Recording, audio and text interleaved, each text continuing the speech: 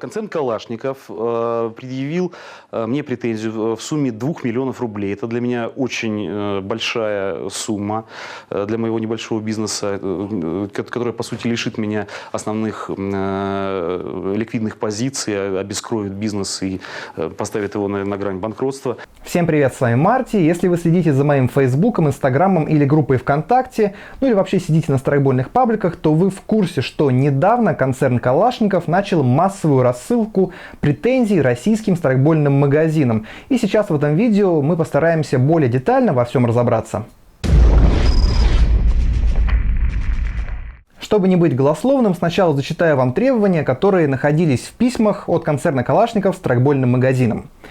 Требую, первое, в 10-дневный срок с момента получения настоящей претензии перечислить в пользу АО «Концерн Калашников» 1 миллион рублей в качестве компенсации за незаконное использование товарных знаков линейки АК и СВД, а также прекратить любое дальнейшее незаконное использование интеллектуальной собственности предприятия. В пункте 2. Также 1 миллион рублей за использование образа АК-12. В пункте 3.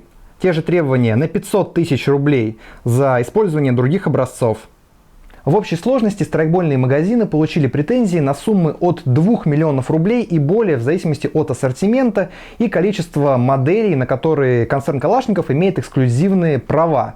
И уже сейчас наблюдается ситуация, что некоторые магазины меняют полностью название приводов, то есть убирая из них любое название, что относится к автомату Калашникова, пишут реальные артикли от производителей, либо вообще снимают с продажи любые привода, которые относятся к линейке АК, СВД и прочих моделей концерна «Калашников». Насколько мне известно, это не единичная претензия. Эту претензию вместе со мной, то есть я ее получил в числе первых, вместе со мной ее получили многие наши партнеры, некоторые наши конкуренты на интернет-рынке. И насколько мне известно от людей, общающихся с руководством концерна, что это серьезная стратегическая такая вот инициатива, направленная на подавление мелкого бизнеса. По словам бизнесмена, представители концерна с трудом идут на диалог, хотя сами страйкболисты не против выкупить права на использование брендов. Естественно, за приемлемую цену. Но если мирно договориться не получится, видимо, Калашникову придется обращаться в суд. В то же время, может быть, еще одна причина для такого давления. Лайфу стало известно, что концерн самостоятельно планирует войти в игровую индустрию, выпустив собственный страйкбольный привод. Само собой, страйкбольные магазины сейчас не побегут удовлетворять эти многомиллионные претензии концерна «Калашникова». Цель данных претензий в другом. Собственно, я ее озвучил. Магазины стали полностью убирать линейку АК, СВД и другие модели с своих прилавков. И, по сути, концерн «Калашников» очищает рынок от некачественного контрафакта, как они выражаются в своих пресс-релизах. Но суть-то в другом. Они сами планируют в скором времени запустить собственную страйкбольную линейку приводов, своих моделей, на которых у них есть патенты, и продавать. Но вопрос в другом. Запрещают-то они, по сути, страйкбольные привода китайские и других производителей сейчас. А когда появятся их привода и сколько они будут стоить, это вообще неизвестно. Мы знаем порой, как долго длятся разработки, если сейчас ничего еще нет. К тому же концерн «Калашников» заключил соглашение о партнерстве с Федерацией военно-тактических игр России. Они теперь будут вместе разрабатывать какие-то игровые комплексы, развивать страйкбол. Ну и сами знаете, что подразумевается под словом «развитие». И вы, наверное, уже подумали, что все равно найдется способ как-то это обойти, сменят название, будут торговать из-под полы, будут торговать барыги приводами АК серии СВД, ну или просто в вторичном рынке этого добра навалом. В принципе, так оно и есть, но если вы думаете, что вас это не заденет никак, вы круто ошибаетесь, вне зависимости от того, что вы моделируете и с какими линейками приводов вы играете. Дело в том, что китайские и тайваньские привода АК серии, то есть CIMA, LCT и NDL, это 90% того, что покупают новички в страйкболе, когда приходят в страйкбольные магазины. У меня у самого был страйкбольный магазин, и я знаю, что в основном покупают новички.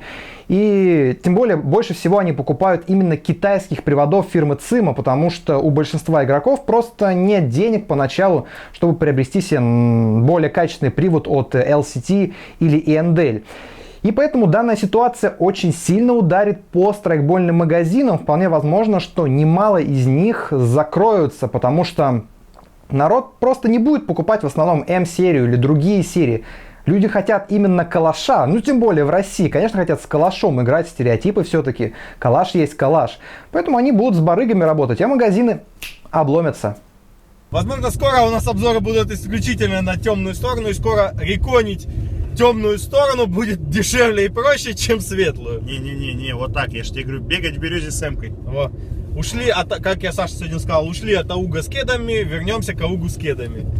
Я думаю, что многих в этой ситуации возмутил тот факт, что крайними оказались страйкбольные магазины, которые абсолютно легально везли продукцию в Россию. То есть они заплатили за растаможку, большие таможенные пошлины, а они очень большие в России, за сертификацию, абсолютно легально стали ее продавать.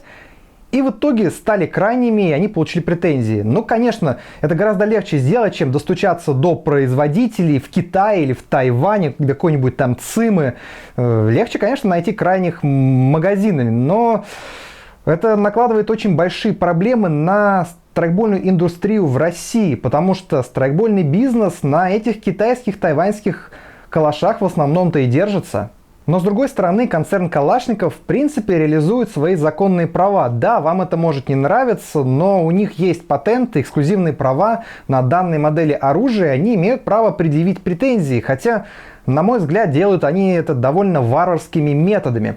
Как вообще происходит это за границей, там это тоже довольно сильно развито. Если производит кто-то хорошую, прям очень копийную реплику какого-то реального оружия и ставит на него реальные маркировки, тогда данная модель может лицензироваться производителем, то есть дается разрешение, и какая-то сумма отстегивается производителю, именно в основном за маркировки, реальные маркировки на оружии. Но ничего такого нет на китайских, тайваньских калашах, там нет реальных маркировок в основном, там, почему в основном? Их вообще нет, их потом набивают, если нужно, иногда бывают только номера, и то они там одинаковые на всех приводах просто для вида.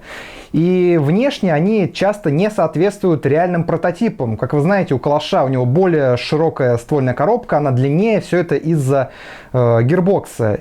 И самое интересное, и я думаю, что если концерн Калашников начнет производить свои привода линейки АК, внутри будут абсолютно те же комплектующие. Это будут китайские, тайваньские гирбоксы, моторы, стволики, камеры хоп-апа, резинки и прочее. Потому что концерн Калашников, по сути, может произвести только корпус. Да, это будет АК с крутым корпусом, но, по сути, внутрянка будет та же самая, на мой взгляд. Да и вопрос, а сколько будет стоить это? Недавно вот появился на рынке АК-12, которая стоит около 50 тысяч рублей. Я думаю, что привод от АК будет стоить не меньше. То есть иметь калаш, это будет довольно-таки круто и престижно. Не то, что там какой-нибудь М-кой от VFC или Tokyo Marui. Калаш от Калашникова, это будет круто. Я очень надеюсь, что концерн Калашников как-то смягчит свои требования и все пойдет не по такому плохому сценарию, как я все описал ранее, потому что если наш рынок лишится китайских и тайваньских приводов АК-серии, СВД и так далее, это будет очень плохо для российского страйкбола. Надеюсь, какую-то реакцию проявит концерн Калашников или Федерация военно-тактических игр России, какой-то, может, пресс-релиз выпустит, чтобы успокоить страйкболистов. Ну а если нет, думаю, не стоит эту ситуацию пускать на самотек, как-то нужно реагировать или хотя бы не замалчивать, доносить до людей данную информацию. Ну, свое мнение вы можете выразить в комментариях под видео. Надеюсь, я заслужил лайк. Буду следить за ситуацией, ждать реакции концерна Калашников. Всем удачи!